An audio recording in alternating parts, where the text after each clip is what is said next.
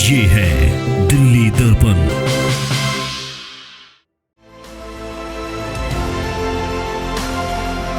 एक बेटियों के विरुद्ध जो अत्याचार हो रहे हैं उन अत्याचारों को रोक लगेगी।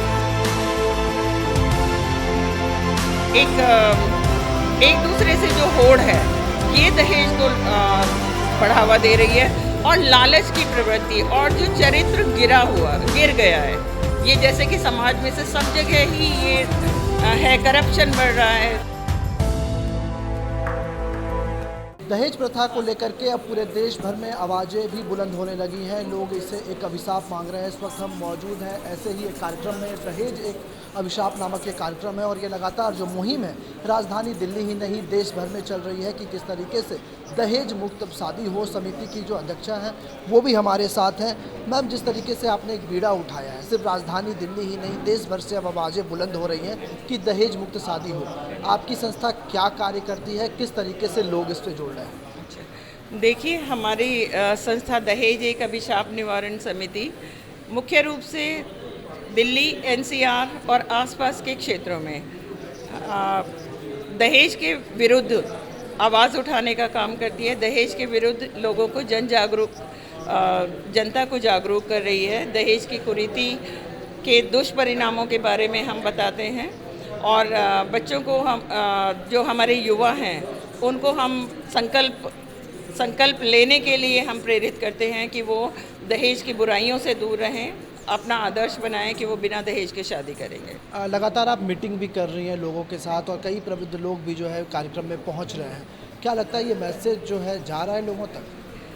हमें जन जागरण में बहुत अच्छा रिस्पांस मिल रहा है। हालांकि रफ्तार धीमी है, ये हमें मानना पड़ेगा कि जिस तरह से हम चाहते हैं कि जागृति आए उतनी नहीं आ रही है, परंतु लोग बाग अभी हमारे साथ जुड़ रहे हैं और इस उद्देश्य को समझ रहे हैं, इसकी भयावता को समझ रहे हैं और नित नए संकल्प ले रहे हैं कि वो बिना दहेज के शादी करेंगे, क्योंकि इससे एक तो शिक्षित समाज की रचना होगी, एक बेटियों के विरुद्ध जो अत्याचार हो रहे हैं उन अत्याचारों को रोक लगेगी और एक स्वस्थ समाज का निर्माण होने में सहायता होगी। जिस तरीके से लगातार दहेज प्रथा को लेकर के बातें उठ रही है, क्या लगता है मुश्किलें क्या क्या आ रही हैं इसको टैकल करने में? मुश्किलें एक्चुअली में दिखावे की प्रवृत्ति का ज़्यादा होना, एक दूसरे से कंपटीशन ज़्यादा होना, प्रतिस्पर्धा होनी कि मैं उससे बेहतर हूँ, कि मेरी कमीज उससे ज़्यादा सफ़ेद हो, उसको शादी में इतना धन मिला तो मुझे उससे ज़्यादा मिलना चाहिए। ये जो आपसी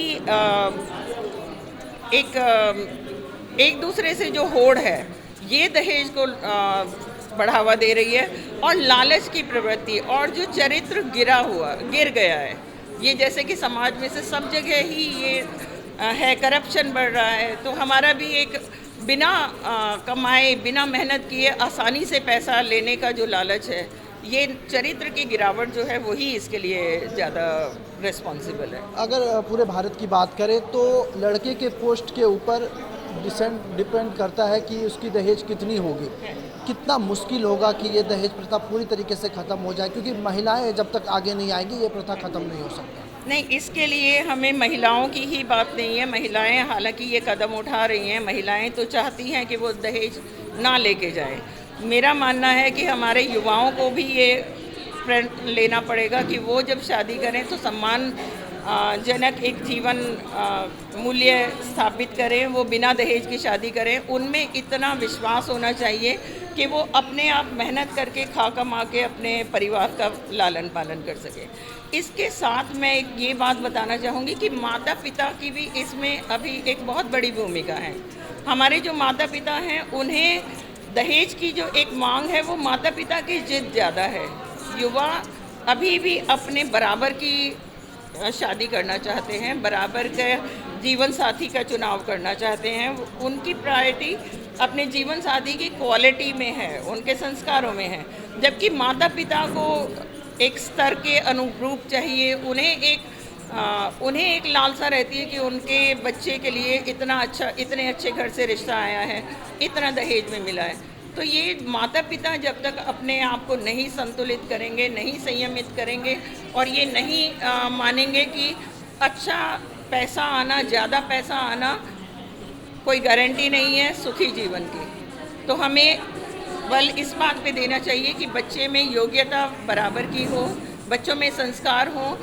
अगर हम बेटा देख रहे हैं अपनी बेटी के लिए, तो बेटा ऐसा होना चाहिए जो उतना आर्थिक स्तर बना के रख सके जिस स्तर में हमने अपनी बेटी को पाला है।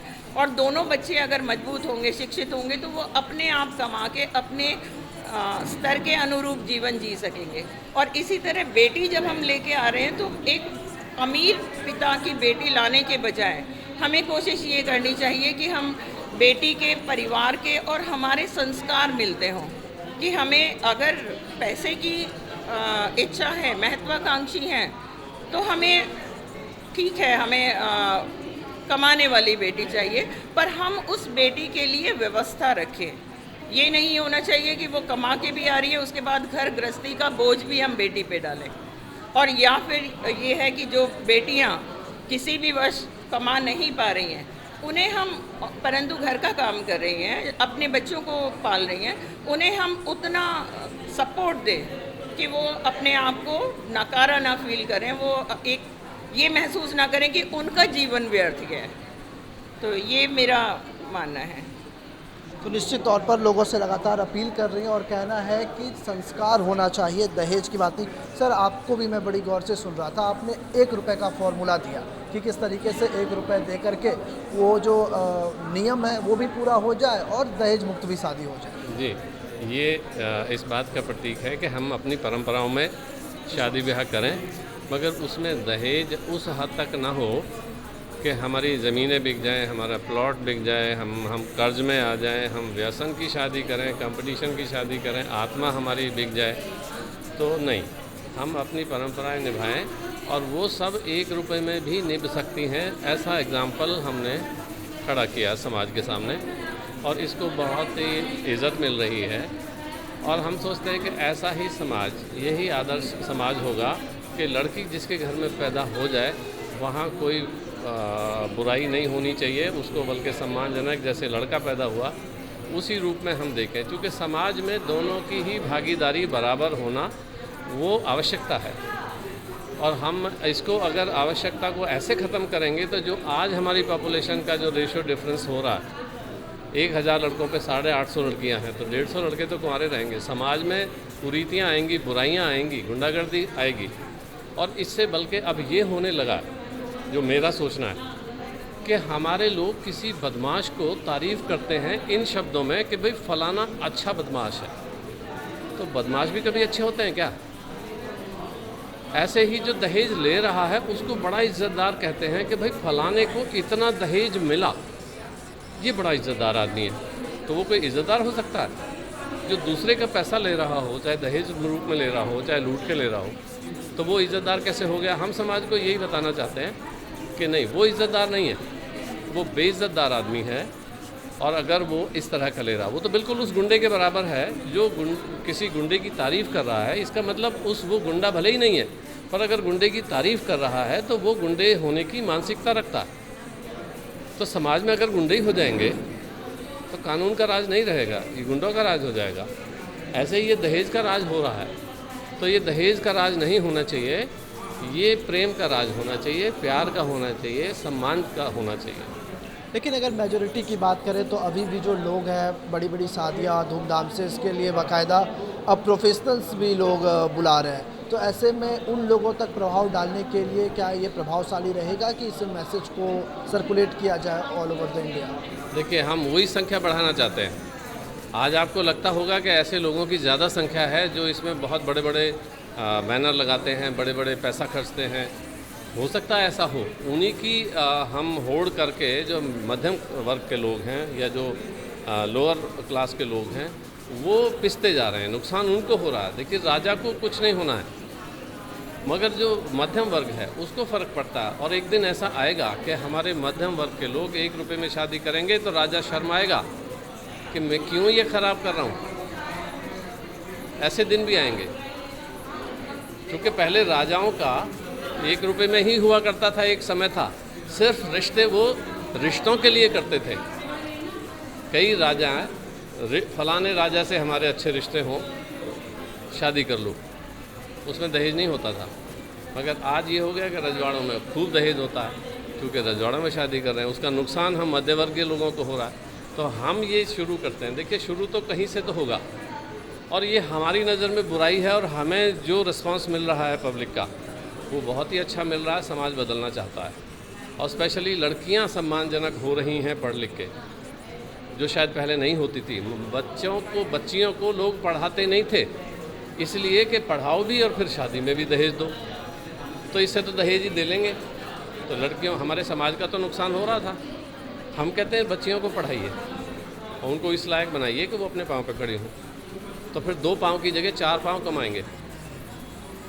ये समाज में परिवर्तन, ये हमारी समिति और निर्मल डेढ़ा बहन जी के लीड में ये हो रहा है, और बहुत अच्छा इसका रिस्पॉन्स आ रहा है।